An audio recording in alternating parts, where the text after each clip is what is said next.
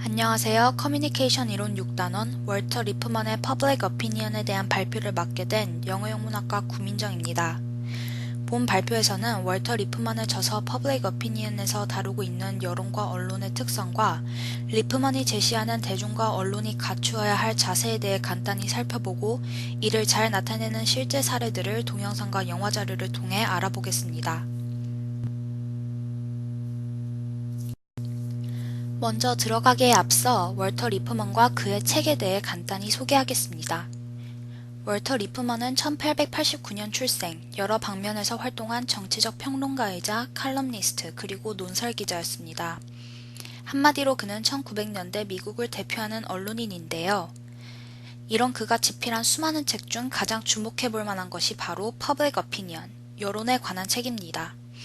이 책은 대중들이 언론으로부터 제공되는 뉴스를 어떻게 받아들여야 하는지, 여론을 왜 경계하고 의심해봐야 하는지에 대해 이야기합니다. 리프먼이 말하는 퍼블릭 어피니언, 여론이란 무엇일까요? 그에 따르면 여론은 대중들이 언론으로부터 제공받은 정보를 토대로 그들의 머릿속에 만들어낸 하나의 이미지입니다. 리프먼은 여론에 대한 이해를 위해선 뉴스와 언론의 특성에 대한 이해가 선행되어야 한다고 보았습니다. 뉴스의 특성은 크게 세 가지로 설명할 수 있는데요. 첫 번째는 모든 뉴스가 진실인 것은 아니다란 것입니다. 뉴스와 진실은 절대로 무조건 일치하진 않으며 명확히 구분되어야 합니다. 뉴스는 단지 어떠한 사건이 일어났다는 사실을 전달해주는 매개체일 뿐이며 가려져 있던 사실에 빛을 비춰 사람들로 하여금 들여다볼 수 있게 해주는 도구일 뿐입니다. 따라서 아무리 진실과 뉴스가 공통된 부분들을 갖고 있다고 해도 그 둘은 완벽하게 같아질 수는 없습니다. 둘째, 뉴스는 사회의 모든 현상을 담아낼 수는 없다는 것입니다. 뉴스는 이론적으로는 우리 사회에서 일어나는 모든 현상을 담아내고 현존하는 모든 정보를 공유해야 합니다. 하지만 리프먼은 이 이론은 분명한 한계를 가지는 허상에 불과하다고 말합니다. 그에 따르면 뉴스는 절대 민주주의 사회에서 요구하는 정보량의 수요를 만족시킬 수가 없습니다. 뉴스가 담아낼 수 있는 정보나 현상은 지극히 한정적이기 때문인데요. 이 이유는 첫째, 언론은 자본주의적 성격을 띠기 때문에 여론에게 관심을 받을 만한 특종이 될 만한 기사 위주로 뉴스에 내보내게 됩니다. 따라서 언론에서 주목하지 않는 뉴스들은 세상에 내보내질 수 없습니다. 둘째, 우리 사회를 보이지 않는 힘으로 지배하는 정보와 숨은 세력들에 대해서 언론이 보도할 수 있는 정보는 지극히 제한적입니다. 이렇듯 언론이 대중들에게 제공할 수 있는 제한적인 정보를 reportable truth라고 부릅니다. 언론은 이러한 reportable truth를 늘려갈 의무와 책임이 있지만 이는 절대 social truth 전체를 담아내지는 못할 것입니다. 셋째, 뉴스는 기자의 고정관념을 담고 있습니다. 뉴스에서 진실이 차지하는 부분은 사실 아주 극소합니다. 진실 이외의 부분은 모두 기사를 작성한 기자의 능력과 성향이 반영된 주관적인 의견일 뿐입니다. 어떠한 언론인도 완벽한 사실만을 뉴스에 담아낼 수는 없습니다. 따라서 뉴스는 절대 객관적인 정보로만 작성될 수는 없습니다. 기자의 주관성과 자신의 개인적인 취향과 성향에 따른 고정관념들이 기사에 반영될 것이라는 사실은 부정할 수가 없습니다. 따라서 뉴스는 같은 주제나 사건에 대해 다루더라도 그것을 작성하는 언론사나 기사에 따라 천차만별 다른 방식으로 작성될 수 있습니다. 그리고 뉴스를 수용하는 대중들 역시 왜곡된 정보에 노출될 가능성이 높아지는 것입니다. 그리고 이렇듯 뉴스가 진실이 아니기 때문에 마찬가지로 여론 역시 진실이 아닙니다. 대중들은 언론을 통해 뉴스를 접할 때 자신들의 고정관념, 편견, 선입견과 치우친 사고를 통해 기사를 읽고 해석합니다. 따라서 똑같은 뉴스더라도 개인의 편차에 따라 다르게 해석될 수 있으며 많은 사람들이 뉴스를 잘못 이해하기에 이릅니다. 그러나 많은 사람들이 이러한 잘못된 해석을 하게 되면 하나의 거대한 여론이 형성되는데요. 인간은 절대다수가 믿고 있는 의견을 본능적으로 믿고 동의하는 성향을 갖고 있기 때문에 여론은 곧 의심할 여지가 없는 진실로 둔갑하게 됩니다.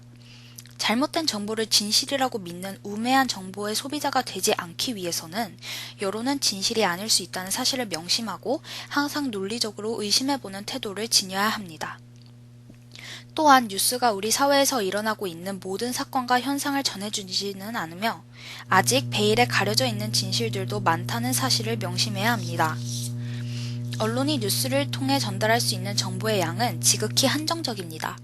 따라서 언론사들과 기자들은 전략적으로 대중들의 흥미를 끌 만한 기사 혹은 여론이 집중할 만한 기사들만 선별하여 뉴스로 내보내게 됩니다.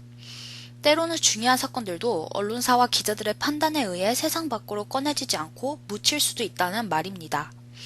따라서 사람들은 뉴스에서 전하는 정보가 진실의 전부가 아니라는 점을 반드시 알고 이렇듯 한정적인 뉴스로만 형성된 여론을 맹신해서는 안 된다는 점을 기억해야 합니다. 마지막으로 리프먼은 언론과 여론을 이해하기 위해서는 사회과학과 자연과학의 연구 방식의 차이점을 항상 기억해야 한다고 말합니다. 사회과학 연구 영역의 한 분야인 저널리즘과 자연과학은 연구 방식에서 확연한 차이를 보입니다. 자연과학은 명확한 의심할 여지가 없는 단 하나의 답을 도출해낼 수 있는 반면 저널리즘, 즉 사회과학은 진실에 가까운 혹은 높은 가능성을 지닌 답들만 도출해낼 수 있습니다. 수많은 변수를 지닌 인간이 연구 대상이 되는 사회과학에서는 100% 진실이란 존재할 수 없기 때문입니다. 따라서 뉴스를 접하는 대중들 역시 저널리즘에서는 100% 확실한 진실이란 있을 수 없다는 사실을 인지하고 언론에서 제공하는 모든 뉴스와 정보들에 대한 합리적인 의심을 할 줄 아는 자세를 지녀야 합니다. 다음으로는 리프만의 주장을 잘 뒷받침할 만한 참고 문헌 하나를 하겠습니다. 책 이름은 Communication in the Age of Suspicion, Trust and the Media 라는 논문인데요.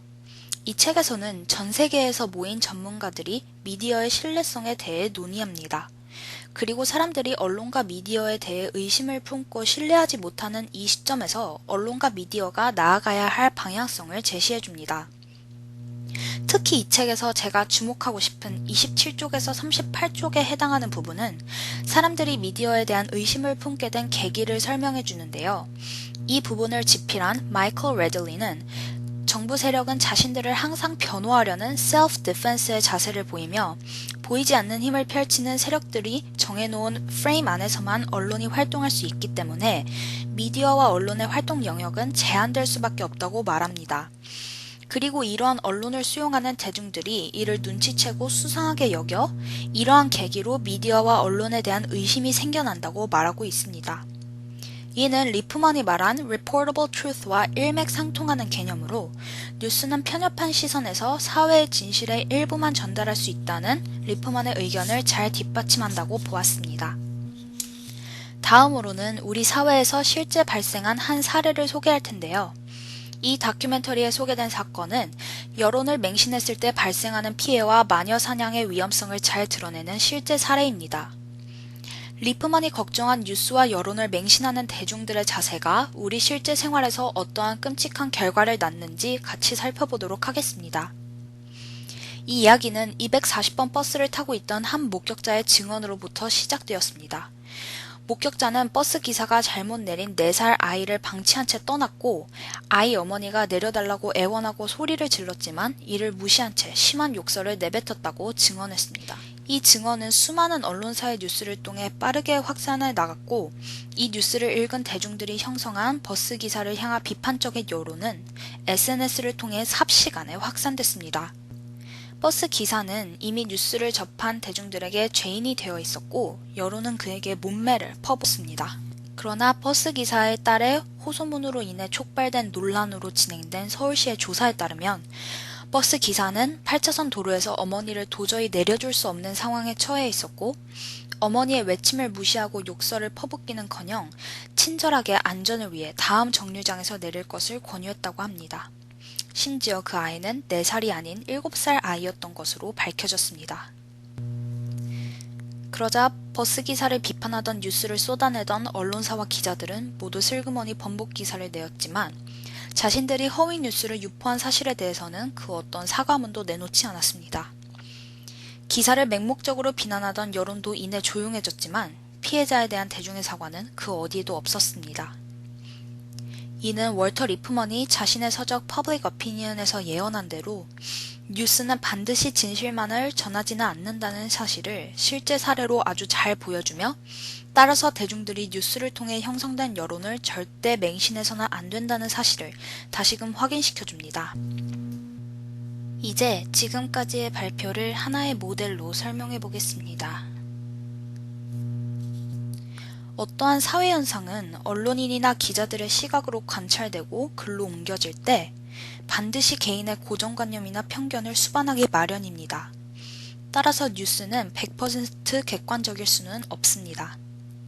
마찬가지로 대중들이 뉴스를 읽고 해석하는 과정에서도 개인의 생각과 프레임이 더해지기 때문에 그들의 해석이 낳은 이미지, 즉 여론은 절대 100% 진실일 수는 없을 것입니다. 결론입니다. 정리하자면 여론은 대중이 언론으로부터 얻은 정보로 창조해낸 그들 머릿속의 이미지인데요. 그런데 첫째, 언론이 제공하는 정보는 때에 따라 편협하고 치우친 정보일 수 있습니다. 뉴스는 기자의 개인적이면서도 주관적인 의견을 담고 있기 마련이며 언론의 자본주의적인 성격과 제한된 정보의 양으로 인해 사회 현상의 일부분만 뉴스가 될 수 있기 때문입니다. 둘째, 대중들이 뉴스를 보고 창조한 이미지 역시 대부분 개인의 편견과 고정관념을 담고 있습니다. 따라서 여론은 진실이라고 맹신되어서는 안 되며 대중들은 항상 뉴스에 대한 합리적인 의심을 품고 고찰해보는 자세를 지녀야 합니다.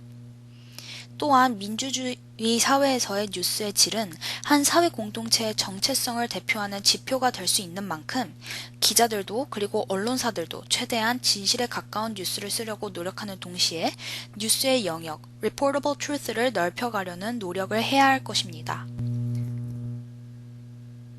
다음으로 월터 리프먼의 이론을 뒷받침할 만한 영화 몇 편을 소개해드리겠습니다. 최근 진실에 대한 문제는 사회적으로 큰 이슈가 되고 있는 소재이고 현재 언론에 대한 대중의 믿음과 신뢰가 많이 떨어져 회복되기 어려운 상태이기 때문에 언론의 부조리를 파헤치거나 이면을 드러내는 등 언론과 여론을 어둡게 그려내는 영화가 늘어나고 있습니다. 이러한 영화들 중 4개의 영화를 소개해보겠습니다. 첫 번째는 더 테러 라이브입니다. 이 영화는 선정적인 언론에 대한 경고를 날리는 영화입니다. 두 번째 소셜 포비아는 온라인 마녀 사냥 과정을 생중계하며 SNS의 폐해를 잘 그려낸 영화입니다. 세 번째 백설공주 살인사건은 살해사건 용의자를 방송에 내보내는 내용을 그린 영화로 마찬가지로 SNS를 통한 마녀 사냥을 잘 표현한 영화입니다.